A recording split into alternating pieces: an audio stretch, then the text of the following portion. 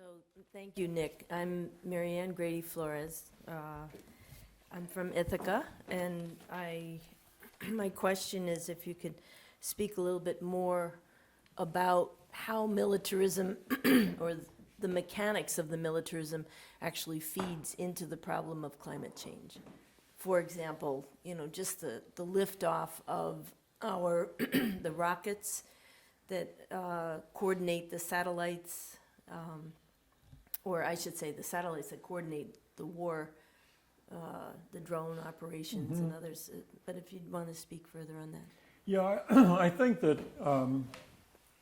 there are two aspects of it that I know of. I mean, I don't feel like I'm an expert, quote unquote, but there are two aspects that I'm aware of. One is, of course, the energy that's used by the military to do these things, the petroleum-based, system of military action. That people have different assertions about it being the largest consumer of fossil fuels on the earth. But I think a deeper problem has to do with something I just touched on, which is the use of military force to enforce the plundering, the extraction. If you look at for the Middle East, the countries where we have gotten most of our oil since the Second World War are really dictatorships. And we have used our technological military capability to ensure either Saudi Arabia, for example, has the military force to suppress anything within its borders that would threaten the very few people who run that country, and they in turn have pumped oil for us. But you see in a place like Nigeria, where you have a very corrupt, small central government that depends almost completely on oil revenues for its own repressive power, and where and I can't remember the year it was, but there were a group of environmentalists objecting to that oil pumping policy who were executed by the government without objection. Now, so that would be the example. In Afghanistan, you have a situation where Petraeus is interviewed, and he said there are trillions of dollars worth of minerals in this country if we can have the security to exploit them. So the analysis is we will secure protected areas for the exploitation of these resources to be removed from that country at the expense of it, which is essentially the situation in Iraq right now, where oil wells owned by a variety of outside players are being protected by either private armies, Iraqis under the employ of people, or the United States. So that would be, to me, the deeper problem. And no difference from the United States, just a model of what the United States is also. Here in this country. Very small clique. That's right. For the profiteers. Yes. So it isn't, the model I don't think is Nigeria, I think the model is the United States. Yeah, I was giving an example, but would you, but yeah, if you would say your name, sister, Megan and Rice, let Charlie. Presently living in Brooklyn, in Queens. I'm Megan Rice, presently living in Queens.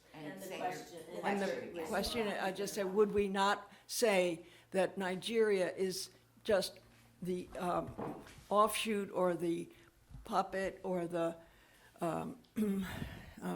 small model of what the United States is? And the United States is the model of a small elite controlling power. Yes.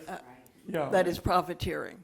And in relation to that, I would say that you have this kind of corporate plantation model that is in this country that has its own description of who must be repressed. And so the hands up movement is the latest manifestation of a group of oppressed people who have needs that aren't being met.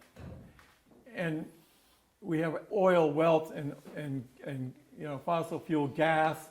The idea is to drill everything and pump it out of this country rather than have that wealth devoted to the needs here to export it to the benefit of that small elite. So I think that your point is really well taken and makes it personal for people in the United States.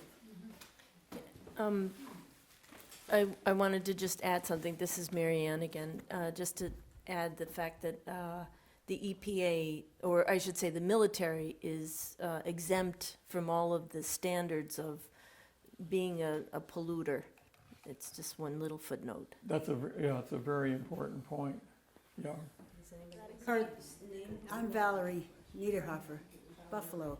I had a thought about education and the militarism. During the Vietnam War, the teach-ins were really important in gathering the Yes. student, creating the student movement. Yep.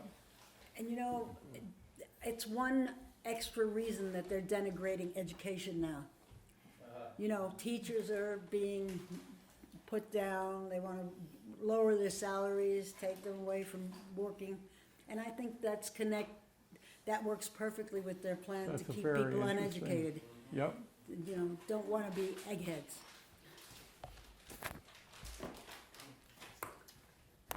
Hey, Nick. You mentioned that you had spoken at Unitarian Church in Newburgh. Mm-hmm. Do you remember the name of that pastor? Yeah, it's Chris Antal. Yes. I met him at a drone conference in New Jersey. Yeah, we were at this.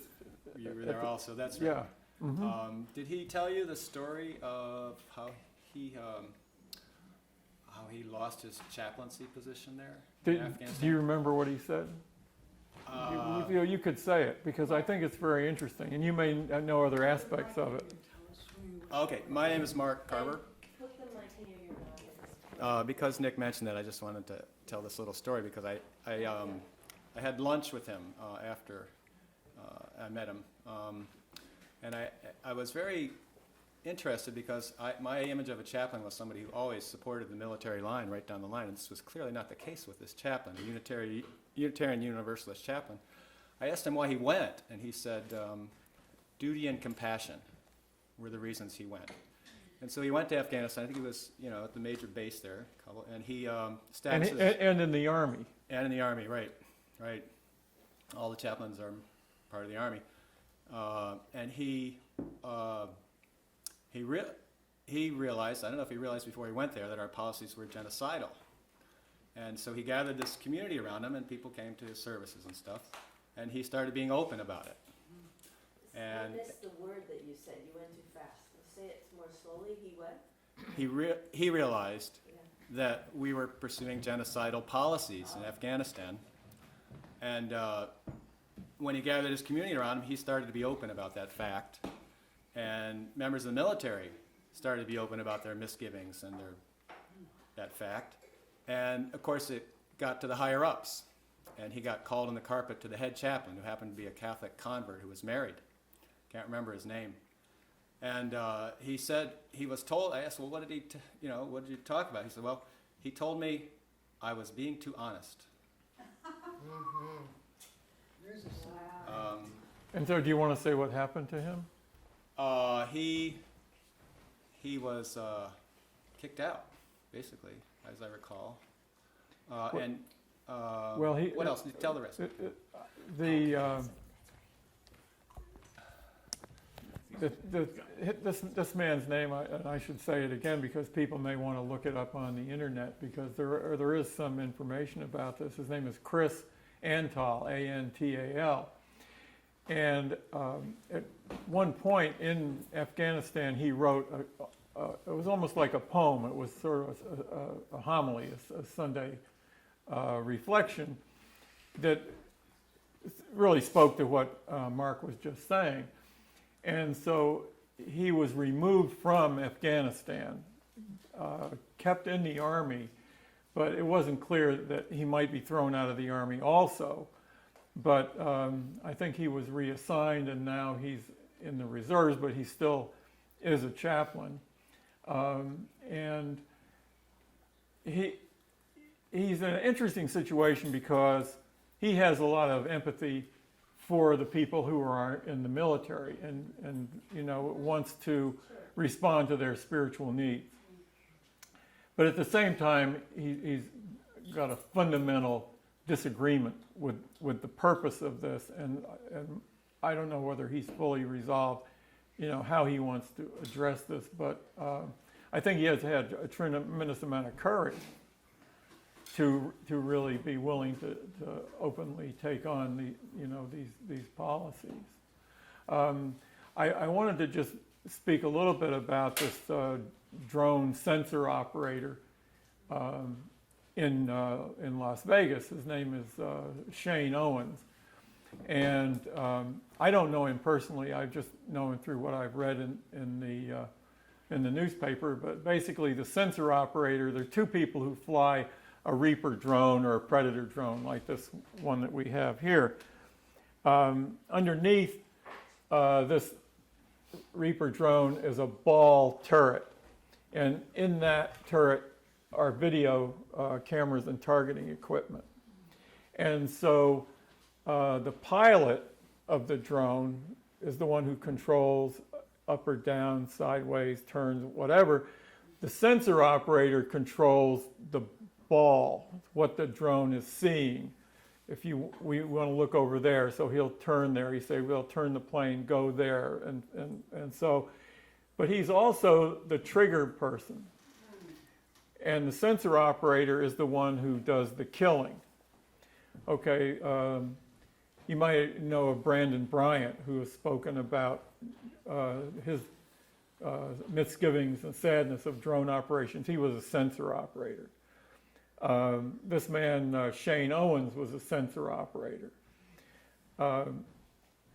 He was charged by the Air Force, and it's very unclear how all this came about, with violating an order of protection. His wife had gotten against him. I think at one point he pushed his wife to the ground. He was charged by the Air Force with using methamphetamines. He was being treated for PTSD while he was in the Air Force, and it's not clear at this moment, but it may be that he was actually flying drone missions as a sensor operator while he was being treated for PTSD, and it was established that his PTSD was contracted, if you want to put it that way, like a disease, from drone killing. And so I sent a government accounting office report to his lawyer that it somewhat addressed the stresses that people are under from doing drone operations and then going back home every night and then going back like that. And so his lawyer was able to dig deeper into that report and find that the Air Force had actually collected data on these stressors related to this type of go home, go kill, go home. And so the lawyer asked the Air Force through the trial judge to provide that data so he could use it to defend his client, Shane Owens. The Air Force then decided that this guy would not go to trial, but would have an administrative discharge.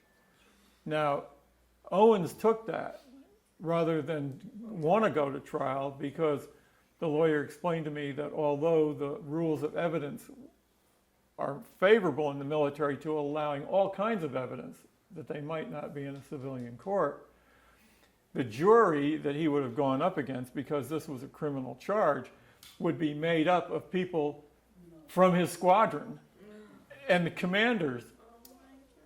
So his chances of being found innocent would be tiny. And so he did take this, and he, as you know, today, the lawyer's going to be meeting with him to talk over, what he wants to do. Does he want to be interviewed? And there are other people, there's national press interested in this particular case, but it's an example of what Chris Antal is up against. And the lawyer, I said to him, this is a very bizarre case. And he said, no, well, he said, I've had other cases like this.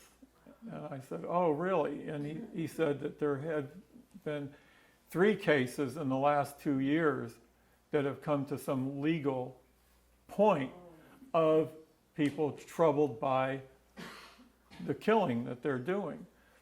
And so my opinion is that if we know of these 4 cases in 2 years, there are many other people who are experiencing this. And there's a ex-military person, Matthew Ho, who talks about moral injury as well as emotional injury.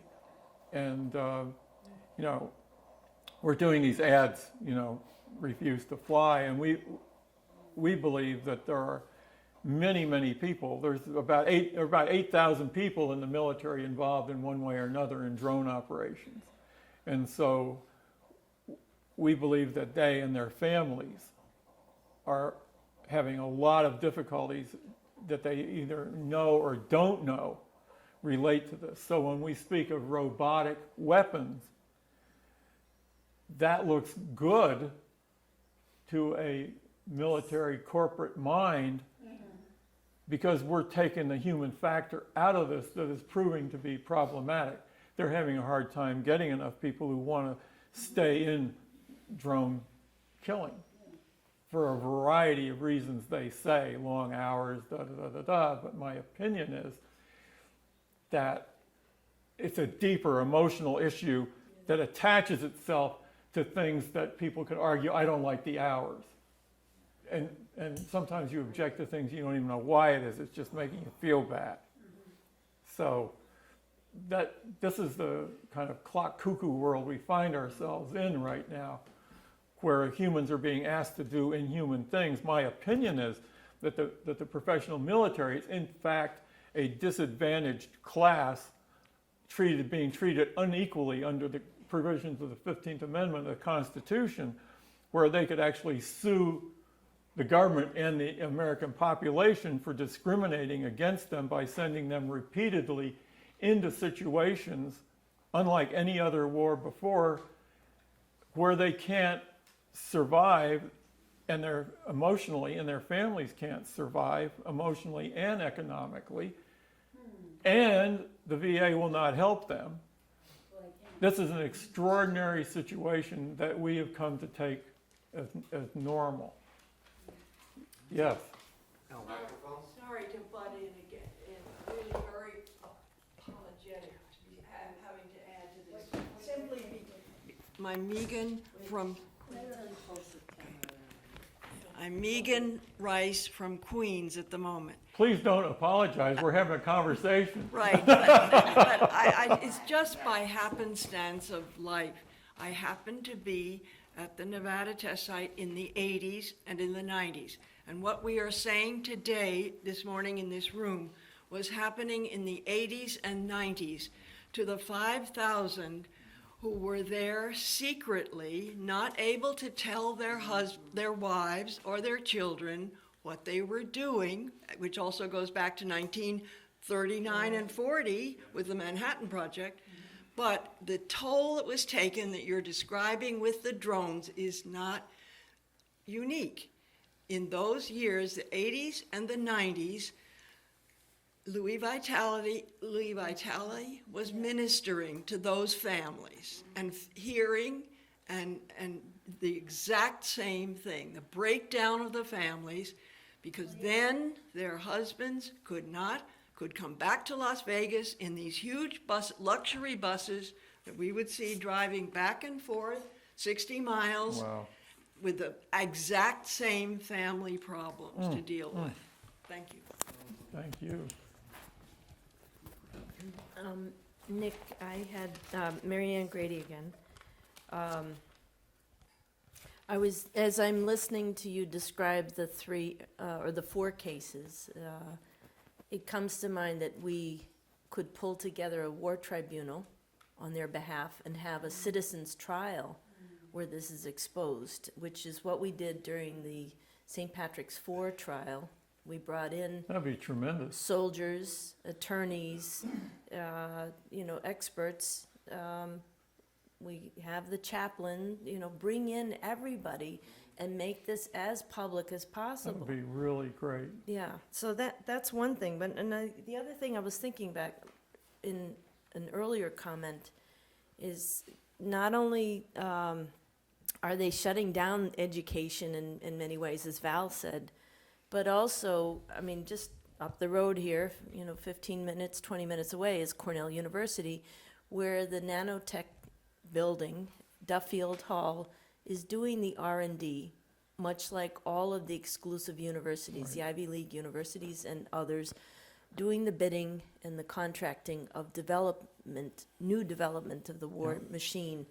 And there's silence on the campuses, and I do, understand that it's my responsibility also to stir the pot, as they say in cooking. But if you could make comments on that. Well, I can just add to what you said. At the Georgia Tech, they're working on drone technology and robotic warfare with the Army at Fort Benning. And of course, the site of, I think Michael said, was it School of Torture? School of the Americas. At Johns Hopkins University, about 2 years ago, there was a $200 million contract to work on drone swarming, the thing I was telling you about, how the drones would operate in communication and cooperation with each other. University of Pennsylvania has a robotic drone center where they have contracts. Wright State University is WRIGHT, is right next to Wright-Patterson Air Force Base in Dayton, Ohio. And Wright-Patterson is the Air Force Research Center. And so Wright State University has an interlock with that. One of the, research projects was to figure out how much data can humans actually take in and act on that's being generated by drone and other kinds of surveillance. And then there's a University of Dayton that's also has a research project on integrating police, surveillance cameras with drone technology. So Catholic University of Dayton. yes, that's right. And so these are examples. I think it's widespread. And of course, MIT is another one where this is going on. And at Johns Hopkins, 2 years ago, there was a very active human rights student group that spoke about this, but I think as people graduated, that kind of drifted away. And in Boston, of course, there have been a reading out in front of MIT of the names of people killed by drones, and they take a drone model out there to do that. But in terms of long-term agitation to get out of, that is not happening right now, I think, in any place that I know of. I might be wrong, but I don't know of it anyway. Okay. I just remembered the second thought that I had, and that was about an experience I had going into a friend's house where the family had the very big screen TV, and one of the sons, there's 2 boys in the house, was sitting very close and operating. This goes back to the issue of, people being asked to come back and come back. So this goes to the point of the training, the next generation of people that will be going in or pulled in. So the kid is playing a game, and it was one of these war game things where the kid is operating a soldier, going room to room to do the kill. And then, so that was gross in itself. But then I looked down in the corner and I see this map. And I said, "What's this map?" And the young man told me, he said, it was a global picture with country. Ed Canan, Syracuse, New York, part of Upstate Drone Action. Nick, this is very rich, this whole conversation. I want to just underline your comment that unless we get the war machine under control, we're going to lose the war on climate change. And it's also true, the struggle for, equity and freedom and democracy in the United States. Without our getting control over the war machine, it's lost. And it saddens me that so many really well-intended workers, activists, focus on the symptoms of our capitalist system and don't want to go near resistance to the war machine. Right. I mean, I see it all around me in Syracuse. Totally That agree with dichotomy.